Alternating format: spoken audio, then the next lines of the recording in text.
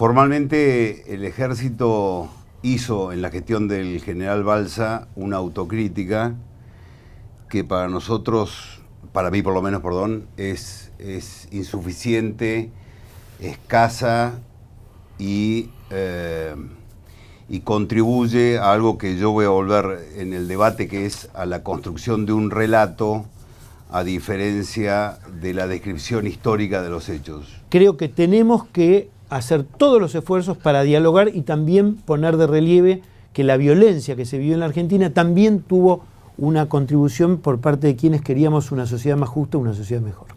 Yo creo que el grave problema de un conflicto que lleva 40 años sin resolverse, donde muchos de mis camaradas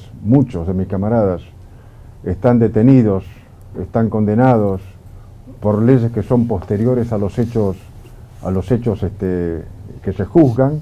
Tenemos que profundizar a ver qué sucedió para que llegáramos a ese punto, porque no es cuestión de que hubo militares malos, se tienen que autocriticar, montoneros malos, Perrete malo, FAP mala. No, no es así. Acá sucedió algo y eso no lo soluciona la autocrítica, sino profundizar el estudio en la historia. Aparentemente dice, bueno, aparecieron unos muchachitos enloquecidos que ensangrentaron el país y eran asesinos, no eran idealistas. Del otro lado, dicen, aparecieron unos militares represores que tampoco eran idealistas y asesinaron al país. Yo creo que no es así. Yo creo que en ambos bandos eran idealistas. Ambos bandos lucharon por la patria. Unos equivocados, considero yo el caso nuestro, porque atacamos las estructuras del Estado, y otros que salieron a defender las estructuras del Estado, creo que estuvieron en lo correcto.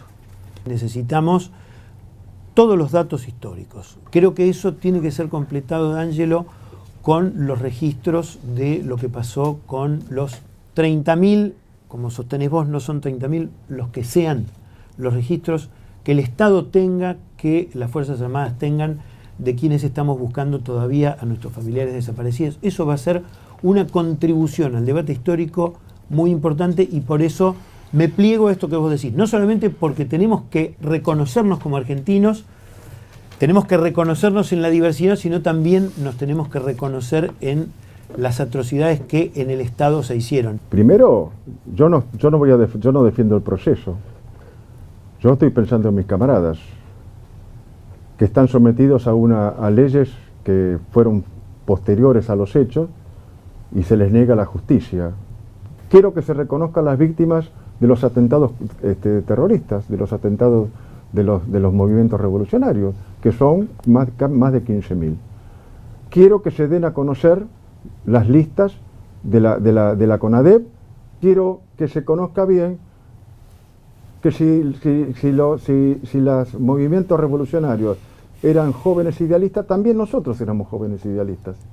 No hubo una guerra en la Argentina y quienes formamos parte de la lucha creíamos que estábamos en guerra. ¿Por qué el uso del cliché del terrorismo de Estado, cuando la palabra, digamos, terrorismo de Estado no es una figura jurídica? Me suena más como, digamos, un epíteto, como una agresividad para hablar. Y si nosotros hablamos de terrorismo, tenemos que pensar, digamos, que antes del proceso militar también hubo supuestamente un terrorismo de Estado.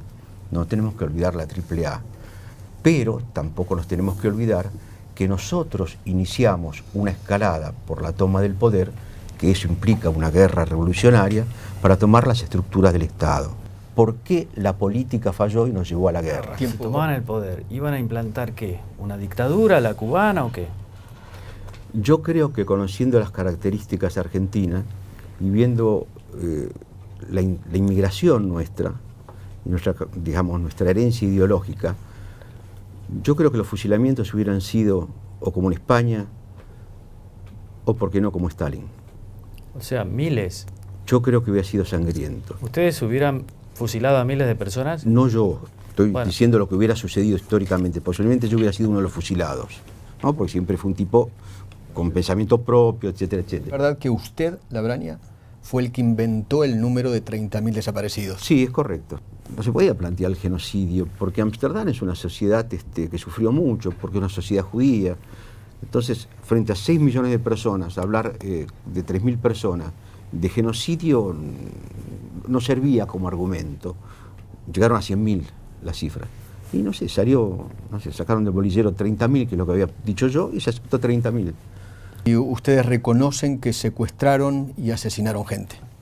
En todas las partes de los periódicos del PRT y del RP, del Ejército de Revolución del Pueblo, figuraban las acciones. Con otra terminología, no decía asesinato, yo no la quiero calificar ahora, decía ajusticiamiento. Pero esto, las organizaciones se hacían cargo, la organización de la que yo formé parte se hizo cargo. ¿De qué? ¿De ajusticiar a gente? Te estoy diciendo, en ese entonces se decía ajusticiar. María Pía pregunta si asesinábamos. Entonces yo por eso digo, uno puede cambiar cosas que parecen sinónimos y no lo son porque tiene una carga valorativa distinta, pero sí de provocarle la muerte a personas.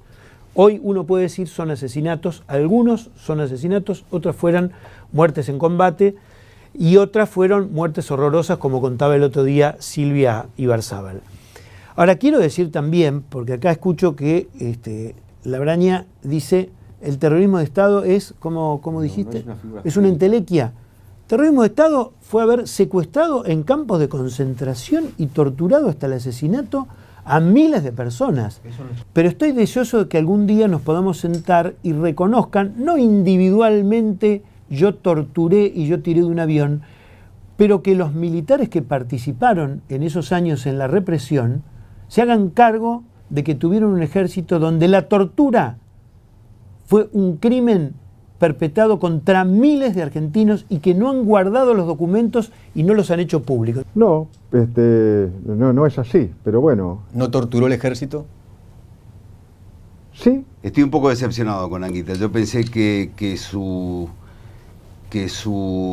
respuesta respecto de si la memoria, que es plastilina y que se puede moldear para el uso político en cualquier momento de la historia, como ha hecho el último gobierno, y ha utilizado el aparato educativo para hacerlo.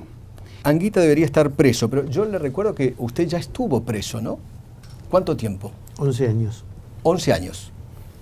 ¿Por qué crímenes cometidos? ¿Por qué la condena? Por el asalto al Comando de Sanidad del Ejército en septiembre del 73. Ajá. A nosotros nos juzgó un sistema político, no la sociedad. Esta revista es de septiembre del 75, Gobierno Constitucional. En esta revista, acá hay un llamamiento a la juventud, a los estudiantes y a los campesinos, a tomar las armas contra el gobierno de Isabel Perón.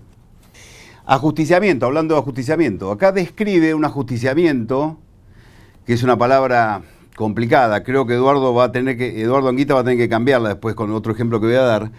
Acá se refiere al ajusticiamiento de un jefe policial de la democracia, un jefe policial del gobierno constitucional de Isabel Perón, y describe sencillamente que se acercaban dos autos, le metieron unos tiros y ya está, ese es el ajusticiamiento.